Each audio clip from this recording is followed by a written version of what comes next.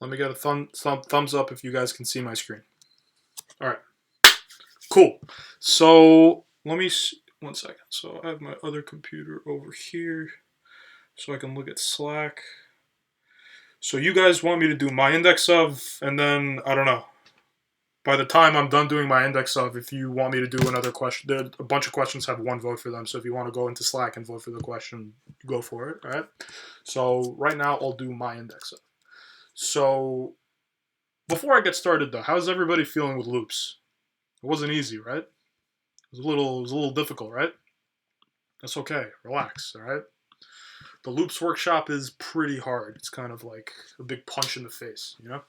So let's go through it slowly, right? So const my index of. So if you have a string like ABC, ABC, right? This already has, strings have built-in methods. So in JavaScript, there's a lot of built-in methods. This one is specific to strings. Also arrays, but we haven't learned about arrays yet.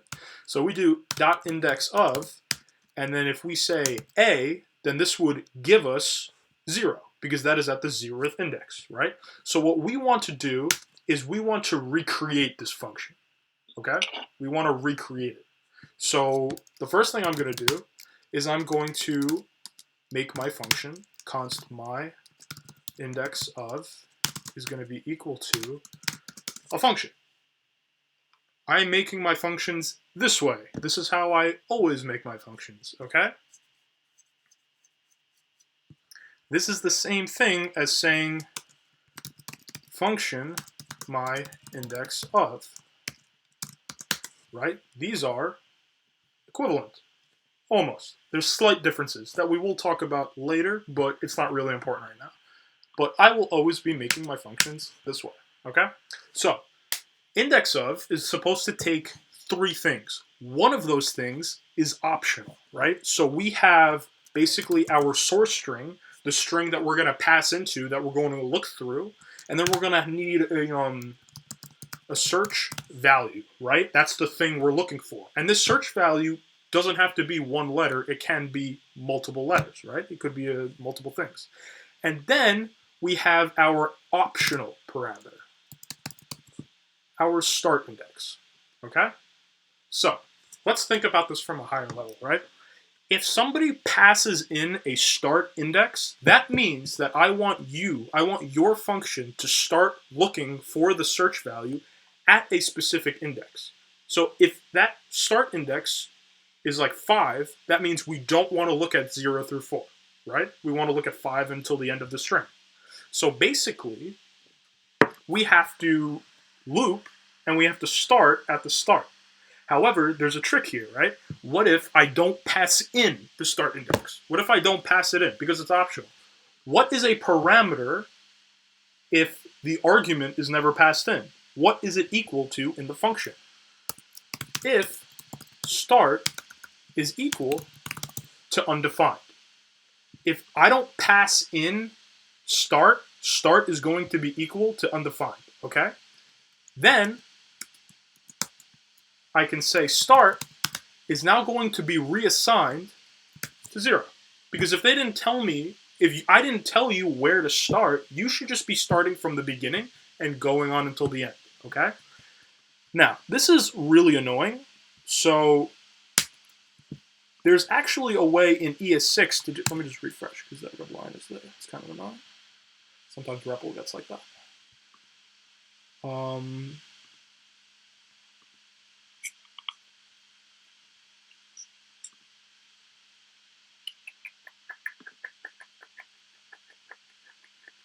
Should not have refreshed. Give me a second. Cool. So there's actually a way in ES6 called using something called default parameters. And this we can do right in the beginning of our function, right when we define the parameter. If we do this, start equals 0. If we do this, this is equal to the same thing I just did. This is a default parameter. This 0 is the default parameter. And by default, I mean if I don't pass in start, start is just going to be assigned this value. Okay? Does that make sense? Cool. So now, we can do our for loop. For let I equals start, right? Because we're not starting at 0, we're not starting at the beginning of the string, we're starting wherever I told you to start, whatever the value I put in is. And we know if I didn't put anything in, then it's going to be 0. Now, we can loop until the end, okay? We can loop until the end. We could do I is less than or equal to source.length. I mean, less than source.length, right? However, what's the point of doing that? What if we're looking, our search value is like 6 characters, and we are like 5 away from the end? That means it can't possibly be in there, because I'm looking for 6 characters, and I'm looking at 5, right? So we can go the last 5 times, or we can just cut it short, right? So we can do source.length minus search value.length, right? And every single time, we will increment I. So what do we do inside of here, right? We have to make a substring. So basically, we would do let substring is now going to be equal to source dot slice. This is another string method that's available to strings but also arrays. And we pass in I, and then we pass in I plus search value dot length. And then we have to do a conditional, right? We have to do a conditional. So we say if substring is equal to search value, we can just return I, okay? And if we make it outside of this loop, we return -1. So let me like break down to you what I'm doing, right? So the first thing where things got a little wonky was the slice method, right? So let's say we have our string ABC, right? And I'm at I is now 1, right? And let's say I'm looking for BC, right? So this should return 1. So when I'm at B, let substring equal source, which is this, right? Dot slice, and I'm passing an I. I is 1. The first argument of slice is where we start, and it is inclusive. So what is returned is a new string with wherever we're starting at that first argument. And then we go until, but don't include the second argument, which is I plus the search value dot length, okay? So I, which is 1, plus the search value dot length, which is 2, so that's 3. 0, 1, 2, 3. But we don't include 3, okay? So that gives us all of this. So that is the substring, and then we check to see if it's equal to the search value. Then we return I. Hold on a second. Why am I doing this on this line here? Shouldn't it be like this? You're right. It should be, honestly. Like that's this is more neat, but well, not neat, but it is a little like verbose vertically, right? So actually, in if statements, if there is only one line inside of your if statement, you can omit these curly braces and then put it on the same line right after. So now it's nice and neat. And we will loop through this string until this is no longer true. And then if we make it out of the string, that means we never found what we're looking for. We never hit this return statement. So we just return I. I mean -1. Because that's what index of returns if you don't find it. Any questions on this? Speak up if you have a question.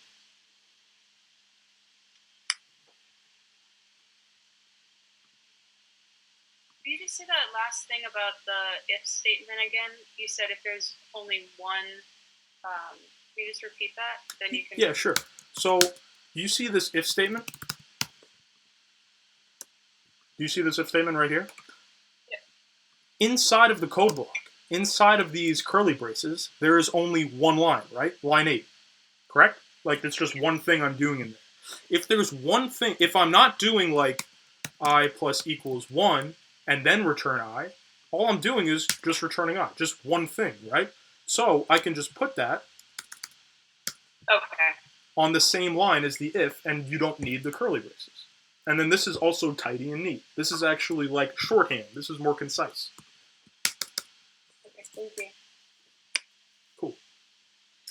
So that also works for like else and else if? Yes. Okay. Mm-hmm. Okay, so now I am going to do bacteria time, okay? So bacteria time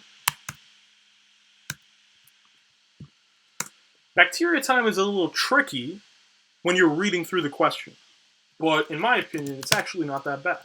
Const bacteria time is going to be equal to a function, and this is going to take in a current number of bacteria and then a target number of bacteria. So basically what we want to do is we want to return the number of minutes it'll take for our current number of bacteria to be multiplied to or more the target number, right? So this is like a math question, right? Straight up math. This, you know what I mean? So the first thing that we have to do, there is like an edge case that was described to you in the README. What if we already have the target number? What if we have more than the target number, or we have it, right? What can we do right away? We can say if target num is less than current num, then that means we can just return a string that says target num must be larger than current num. Does that make sense? If the target number is smaller than the current number, so that means if the current number is equal to or bigger than the target number, we can just return this string immediately. And as you can see, this is all one line of code, so I don't need to put in those curly braces, right? So that takes care of that. That's one thing. However, now we have to do the actual problem, right? So I know that I need to count minutes. I have to count them by 20 because that's how long it takes for them to multiply.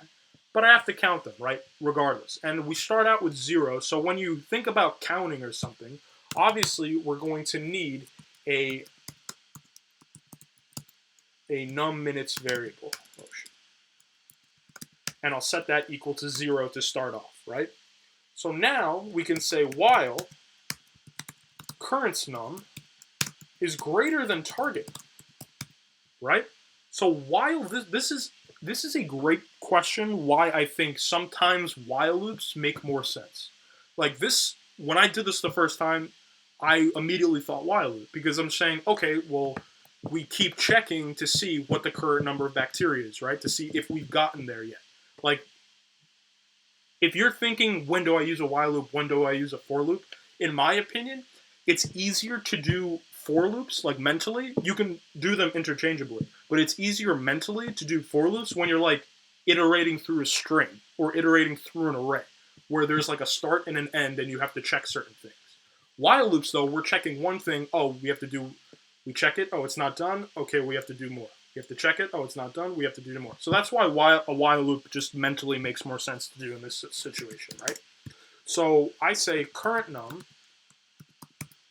is now going to be equal to current num times 2, right? But there's a shorter way of actually doing this.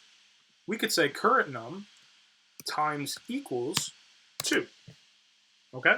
This is equivalent. Current num times equal 2 means current num is now going to be reassigned to what it was multiplied by 2. So we multiply that, and since that's just been multiplied, we can do num minutes is now going to be plus equal 20. Num minutes is now what it was before plus 20. Okay? So this will happen over and over. And since we're multiplying current num by 2 every single time, this will eventually break because target num is staying the same, right? So at the end, we can just return num minutes. And that's that. And that's that.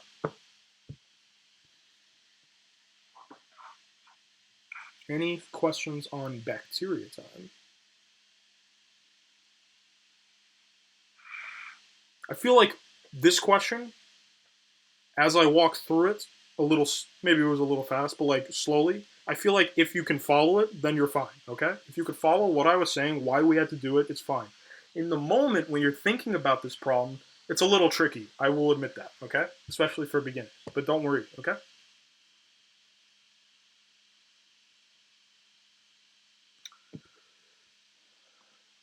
How's everybody doing? Is everybody good? Everyone's good? How do you guys like Robin? Robin's a cool guy, right?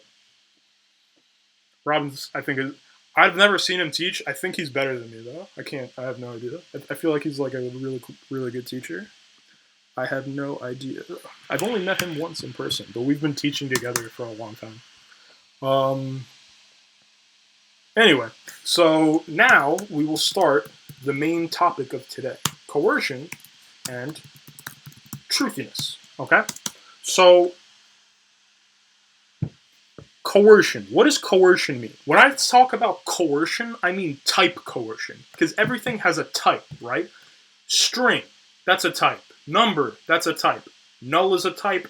Undefined is a type. Object is a type. You know what I mean? Like, these are all data types, right? But these data types can be changed into something else, right? Like, this makes sense, right? Like, if I had a string, if I had let what am I equal to A plus B, this makes sense, right? And I console.log what am I get AB, right? Because that's concatenation. I make them together, right?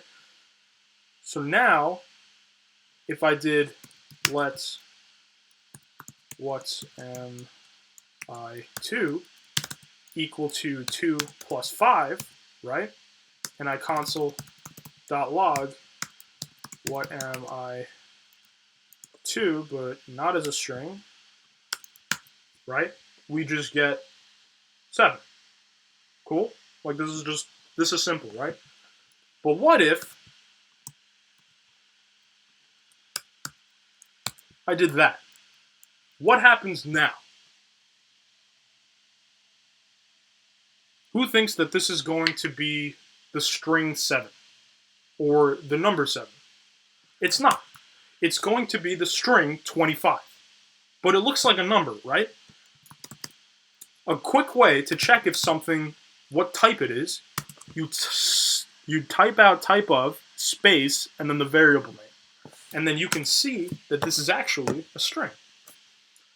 So, what happened? This is what we call implicit coercion. Implicit meaning that JavaScript is going to do this for you, whether you like it or not. JavaScript is taking this 5 and coercing it into a string, and then it adds them together. That's what's happening behind the scenes, okay? So if you ever do anything plus a string, it's going to be a string at the end of the equation, okay? It will always be a string. So that's implicit coercion, like it just does it automatically. But what if I wanted to make something a string? Like, do I have to just add like a 1 to it or something? There are these things called global objects, right? And one of them is the global string object. So I say let num equal 5, right? And now I'm going to say num is going to be equal to string, capital string, open close parentheses, almost like a function. And I'm going to pass in num. And then I'm going to console.log num. And I'm going to console.log type of num. And as you can see, it's still 5, but now it's a string. That's what this is doing. This string here is making it a number, right? So, okay. So now it's a string, right? And let's say I say num plus equals a 5, right? So then I console.log num, and we see that it's 55, right? Because it was the number 5, we made that a string, and then we concatenate it with another string 5, so it's the string 55. How do I get this back into a number? Another global object, okay? So we can do num is now going to be equal to number, and then we're going to pass in num, okay? So if we console.log num, and we console.log type of num, right? We'll see that it's a number, okay? I made it into a string here, added another string to it, made it into a number here, and as you can see, it's a number. Also, just like I feel like no one ever tells you this, but type of num returns something, right? Type of num triple equals a string number. Type of returns a string, okay? So you can see that this is true, okay?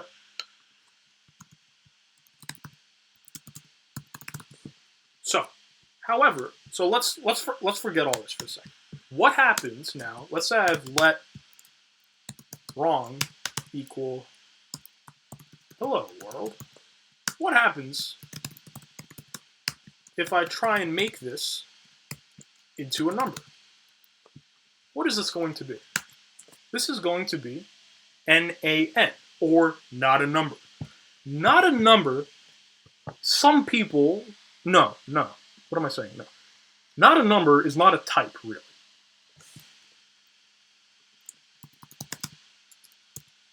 Type of not a number is number. But it's not a number. But its type is number. Not a number isn't really a number. It's really like an error, okay? Like, when you get something as undefined, you might think that, oh, this is an error. But undefined is an actual value that can be used here and there. You shouldn't really use it because it's used for other things. But, like, not a number is something that you shouldn't be using ever. Like, not a number...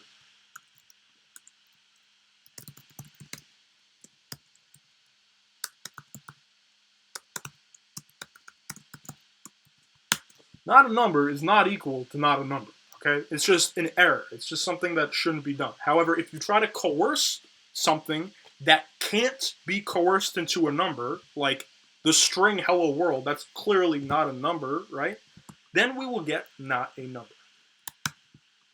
However, there is also another way to coerce something into a number that saves you the trouble of writing the capital number, right? We can just do plus wrong, okay? Plus wrong will give us not a number because I'm still trying to convert it into a number, right? So if I say, like, if this was 100 plus wrong, and now wrong is now going to be equal to plus wrong,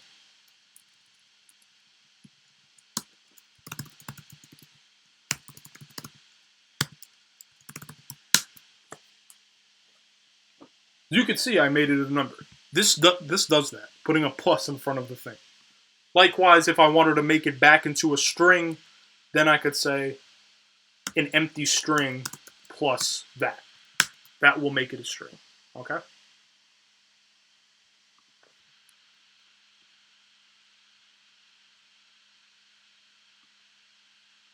Oh, no. Oh, sometimes REPL freaks out. So the reason why we see string 100 here is because it's saying type of empty string, which is a string, and that returns that, and then we do plus wrong, which is 100, so we get string 100. But you know what I'm trying to say, right? So That is basically implicit versus explicit coercion, right? So explicit coercion is me using like this number, this global number object, this global string object. I want to coerce this into a different value, okay? However, implicit coercion is like 2 plus string 5. One of those things is getting turned into a different type to do the equation. And JavaScript is going to do this for you behind the scenes, whether you like it or not. And you have to know when this is going to happen, okay? Any questions?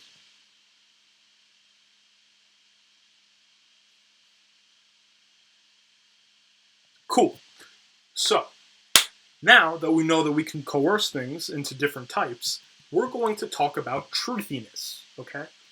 Now, Robin might have said the word truthy a lot yesterday or something. I don't know. Or you've heard me say it. I have no idea.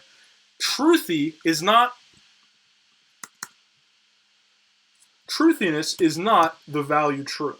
You know that there's booleans, right? True and false. There's two values, true and false. Truthy does not mean true, and falsy does not mean false. Truthy is if this value were to be coerced into a boolean, and that value would be true, then the original value is truthy, right?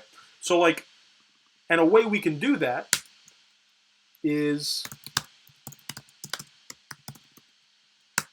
right? So how do we do everything else? Boolean, and then we could pass in value. So what we get is true. Why did we get true? Because every single string with length, also every non-zero number, those are all truthy values. If you coerce any of those things into a boolean, you would get true. So the string hello is truthy. An empty string is falsy, okay? There's not that many falsy values, okay? Falsy values are empty strings, the value false, 0, null, undefined, and not a number, okay? Those are the only falsy values.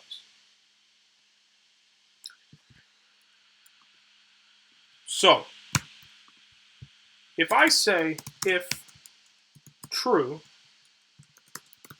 console.log, yo, right? That means that when I press enter, that this page will run, and then we will hit this if statement. It will say if true, and then it will run this, right? Right. We see yo in the terminal. If I say 5 is equal to 5, this returns true, right? So that means that this will run as well. What if I just put in like 100? Or what if I just put in hello world? Will this still run? Yeah. Because do you know what if statements actually do? If statements take whatever's inside of them and coerce it into a boolean. It coerces it into a true or false value. So this string, this string has length, right? So that means that it's truthy. So that means that if you coerce it into a boolean, it will be true. So that means that this if statement will run. Does that make sense? If it doesn't make sense, let me know right now.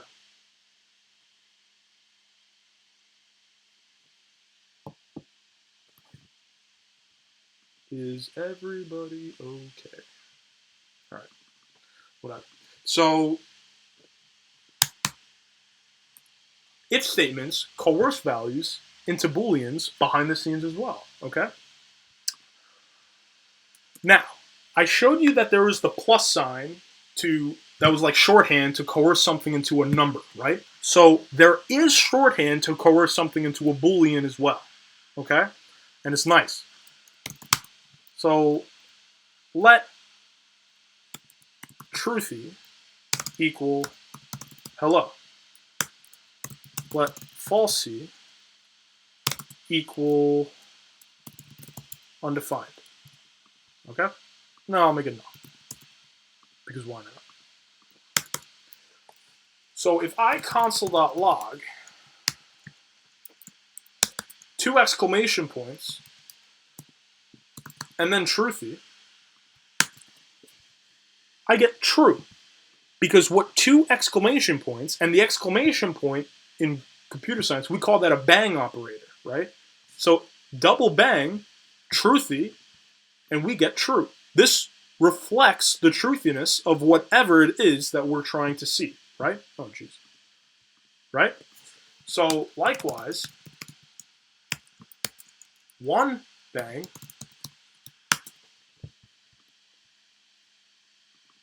I get true here.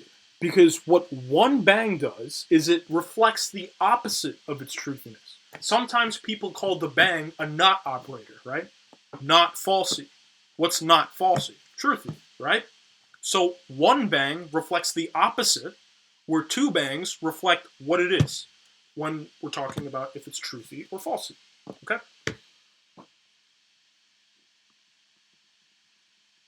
That makes sense, right?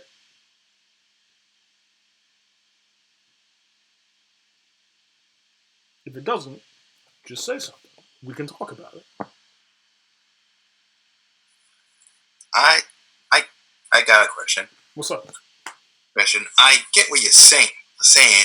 Saying whenever you create like a line of code is always going to be true, and unless you do something like add the exclamation point, it'll be false. But I'm just having a little trouble seeing like the practical use for this. It just seems to be better to just be as straightforward as possible, right? To start out with, yeah, it is better to be as straightforward as possible. For sure. Like, I feel like when you're using the capital Boolean, like this is the most straightforward thing, right? Like, to check if something is truthy, this is like how you check, right? If you coerce it into a Boolean, it should be equal to true. However, once you get faster and realizing that that is such a pain in the ass to type out every single time or something like that, then you might just want to do bang falsy or double bang truthy. But really, in this example up here, so let's say I have if truthy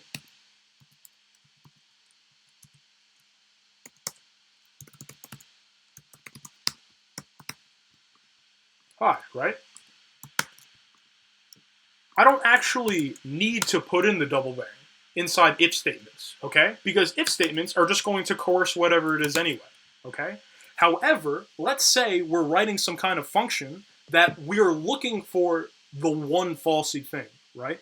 If we found something that is falsy, right? So if we find that null, that problem, we can say bang falsy, right? If not this, then we could do this block of logic. Right now, I'm just console logging hi, but like you can say, like, let's say I had a string, or let's say I had like a string of letters that were numbers, and you had to coerce each and every one into a number and find the 0, right? That is a good way to check. If that you coerce it into a number, not that number, that means that it's 0. If 0 is falsy, bam, we got it, right? So if you don't see the practicality of doing things like this, you will. You will, definitely, soon, okay?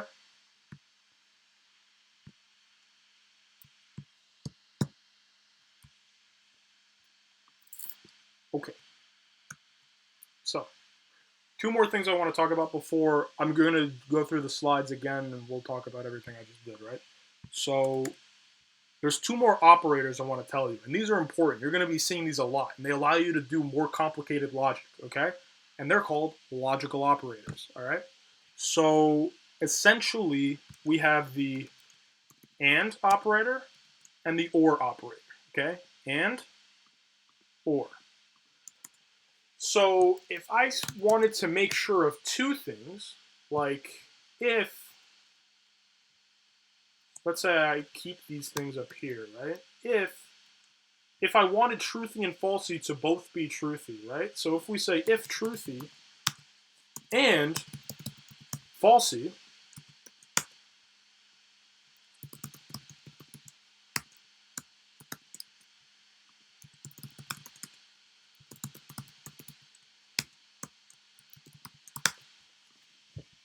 we get wrong, right? Because what I'm saying is truthy and falsy. That means we want both of these things to be truthy for this if statement to run.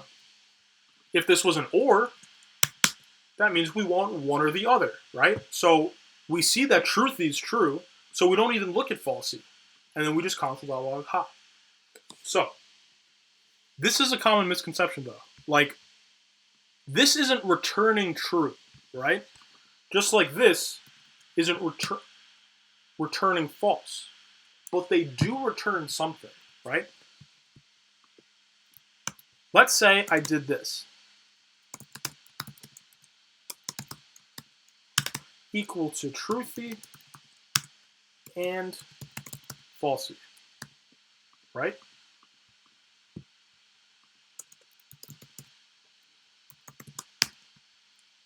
And I'll console.log what am I? What is it going to be? No. And returns a value. What and returns is either the last truthy thing or the first falsy thing it finds.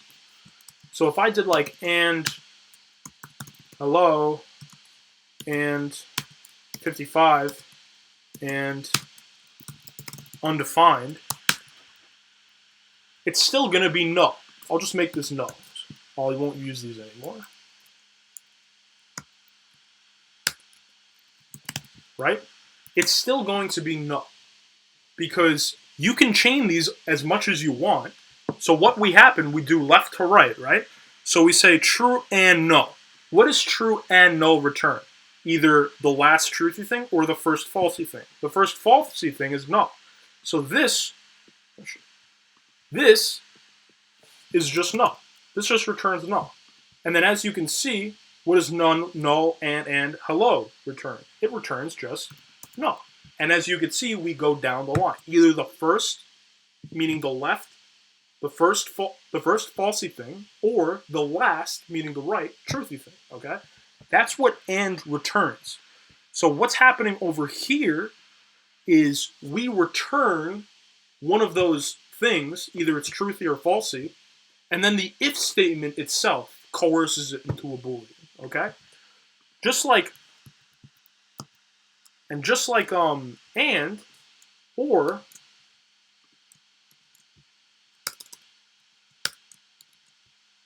now either returns the last falsy thing or the first truthy thing, right? So this is going to be true. If this was 0, it would be hello, right? Falsy, falsy. Oh, we found it. That's what it's going to be, okay? That's how this and an or really works.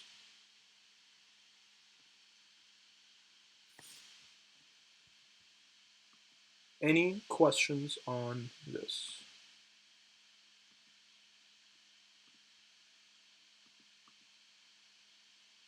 Any questions?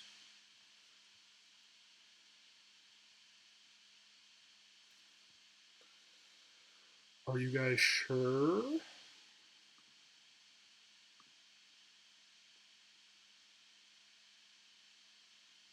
All right. I'm going to Slack this REPL out to you guys, okay?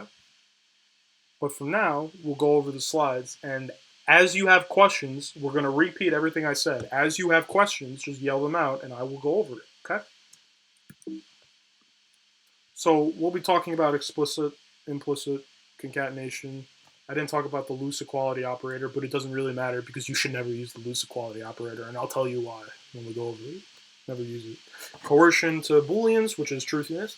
What are truthy and falsy, conditional expressions, the bang operator, and then logical operators. Okay? So types, as you've already seen, are numbers, strings, and booleans. Those are primitive types, okay? We'll talk about and also null, undefined, and symbol, but we're not going to be going into symbols during this course. So, and we'll also talk about primitive versus complex types later on, okay? Like next week or something like that. Complex or object types are functions, arrays, and objects, right? So, major differences between primitive and complex types. Only complex types can be mutated. We will cover this later. And also, primitive types are passed by value, and complex types are passed by reference. We will also go over this later, okay? This is just a little, you know, little preview, a little sneak peek. So, coercion occurs when the type of a value is changed to a new type, right? And explicit coercion happens when we use one of the built-in global objects to create a new value or a new type. Like you saw me do that, right? We use the global number object and the global string object and the global Boolean object. It's just capital string, open close paren, put whatever you want in there, bam, it's a string. Capital number, open close paren, put whatever you want in there, bam, it's a number. Or it's not a number, right? So let num equal 10, console.log type of num, let string equal string of num, console.log string. And as you can see here, we get number, because 10 is a number. We console.log string, and it looks like it's still a number. However, it's actually a string, right? Any questions on this?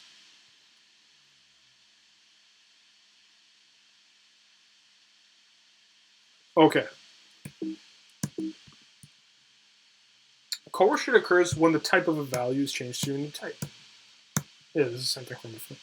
So now we have let string equal 1,000, and we console.log type of string, we'll see string, and then we say num is now going to be equal to capital number, and we put in that string, right? And we console.log the num, and we see that it still looks like 1,000, but it's really a number. Implicit coercion also changes the type of value, but unlike explicit coercion, implicit coercion is something that JavaScript does for us behind the scenes, whether we like it or not, okay? Because this happens, whether you like it or not, it is very important to learn it, okay? Because you have to understand how the language is really working. The deeper you understand how a language works, the easier it's going to be, okay? So this behavior can be helpful, but it's important to understand how it works, right? Because you have to anticipate what your code is going to do.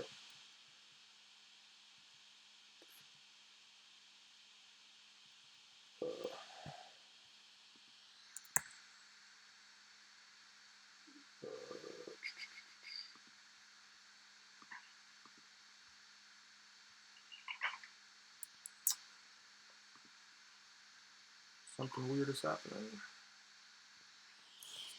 I think I'm having like internet problems or something. I don't know.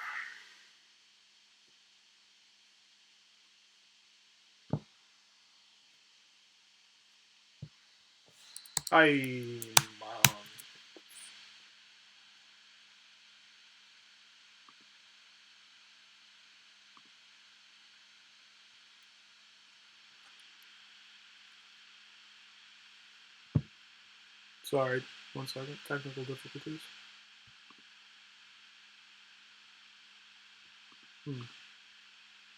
Maybe it's good now.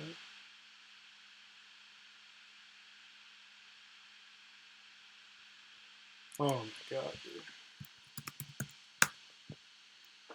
Give me a second.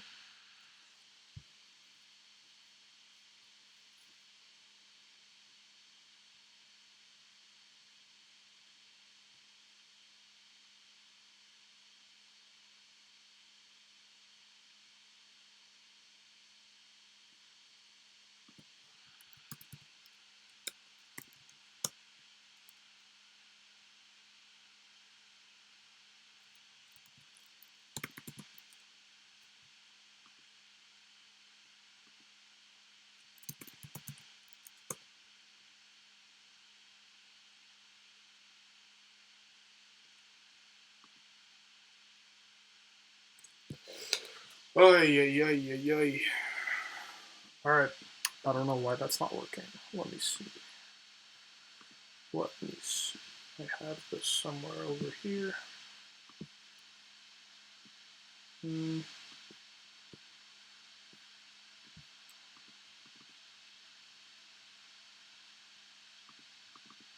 I'm so prepared. I should get a raise. I hope this works. Doesn't really matter. I mean, I'm just like kind of going over everything I already went over. Anyone have any questions so far? How's everyone finding coercion?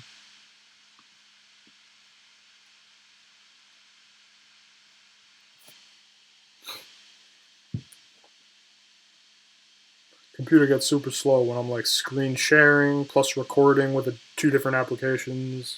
Whatever. Alright, dope.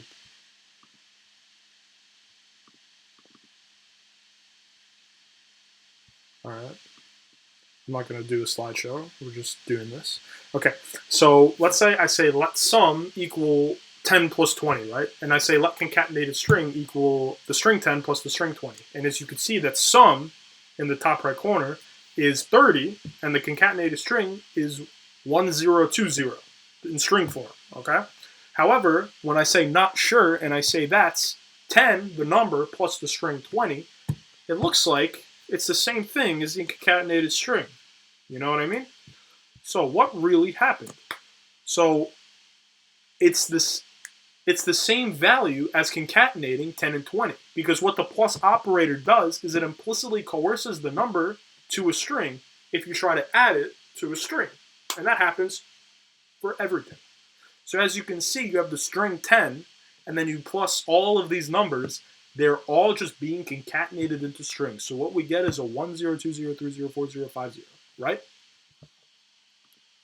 And as you can see, if we do it the other way, we put the string at the back, we get 10 plus 20 plus 30 plus 40 first because of order of operations, right? So what that is, that's 100. And then 100 plus the string 50 is what you see in the terminal, 10050, okay? Any questions on that?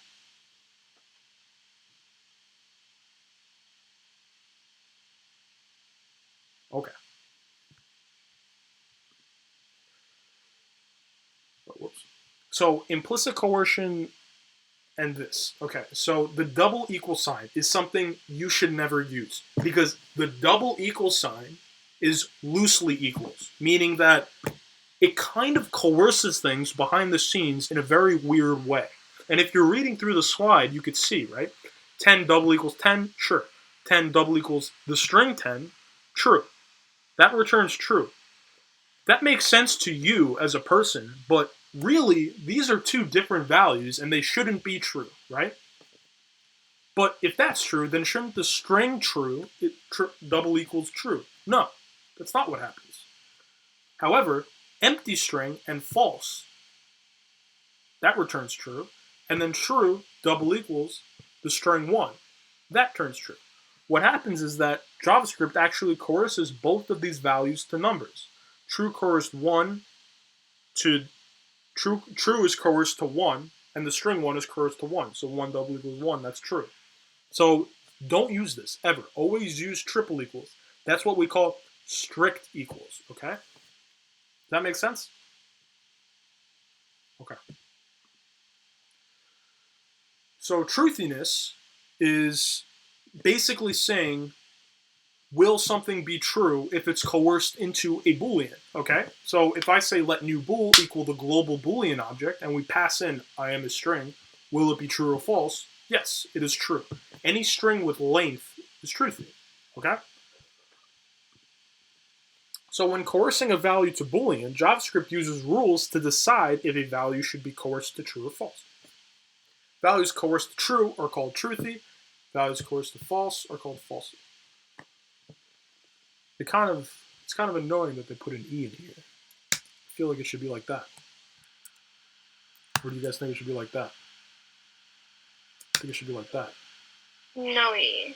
Yeah, no E, right? Yeah. Anyways, so most values are truthy, right? Yeah, here it doesn't have any. So if we console.log Boolean and coerce I'm a string, Boolean 10, hey, look, here's a sneak peek of something you guys will be learning on Friday. An array of all of these values, and then here's something that we'll learn next week, an object of all of these values. All arrays and objects are truthy. any non-zero number is truthy, and any string with length is truthy, right? So these, what you're looking at here, are the only falsy values in all of JavaScript, okay? Empty string, 0, no. Undefined, not a number. All of these things, when coerced into a Boolean, is falsy, okay?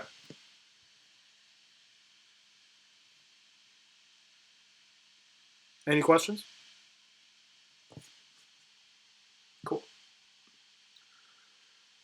So if you recall how a conditional expression works in an if statement, if the expression below evaluates to true, then the if block will run. If 5, constant log in the if, right? So what if the conditional expression evaluates to a non-Boolean value, like apples, right? Console.log in the if, and before on the previous slide, the 5, that's not a Boolean value either, right? It still runs. The if statement coerces whatever you see into a Boolean, okay? JavaScript will implicitly coerce the result of an expression in a conditional to a Boolean value. If 10, console.log yes, else console.log no. We get the yes. If 0, console.log yes, else console.log no, so we get the no. Does that make sense? Anything you put into the if statement will be coerced into true or false. If it's true, it will run. If it's false, the else will run.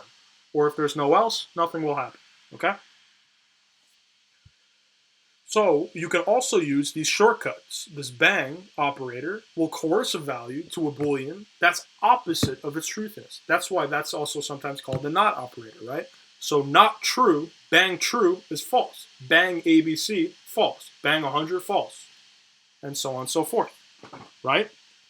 The double bang operator explicitly coerces a value to a Boolean that reflects its truthiness.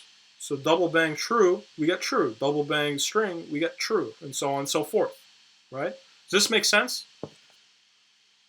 Honestly, I'll be real with you. The double bang is kind of not really used that often, okay? Usually, you'll be using the bang because then you'll get the opposite. You know what I mean? But the double bang, like, why would you do if double bang ABC if you could just do if ABC? Because the if statement will be coercing that value into a Boolean whether you like it or not. Right? Cool. So logical operators. If 10 and 20, console.log, both 10 and 20 are truthy values. So we see both 10 and 20 are truthy values. Logical operators also coerce values. No, they don't. No, that's wrong on the slide. That's wrong. That's wrong. So we say if 10 and 0, console.log, this will not be logged, right? It's not.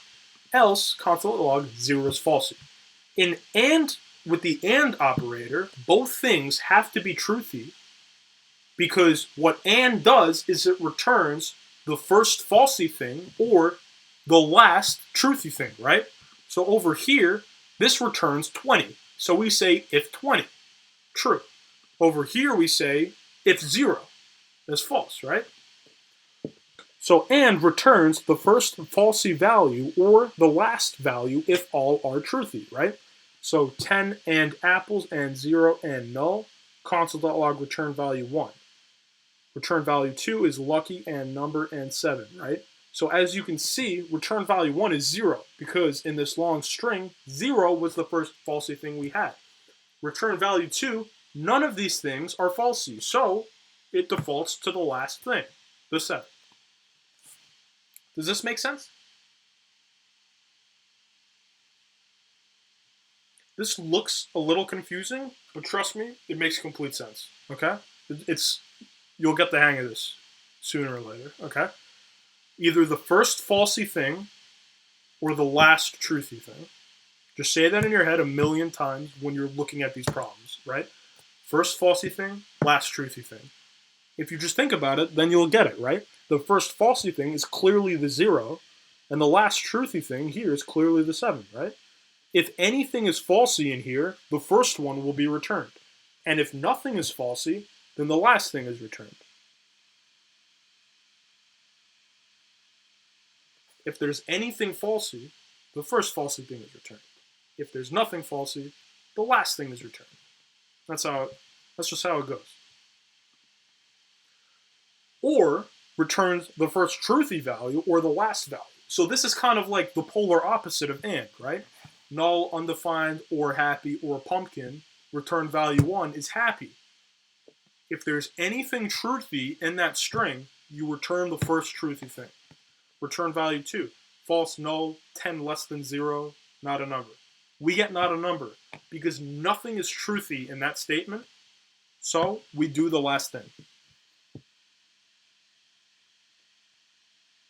You'll commonly use these operators in if statements. If you want to make sure that two things are true, then we go forward with our if statement. Or if we want to check that out of these 6 things, at least one of them is true, right? If all of them are false, then like forget about it. But if one of them are true, we can go in and do some logic. So use the and the or respectively, okay? Did someone start to say something before? No? So, as a recap, that's what we do. Any questions before we all get started?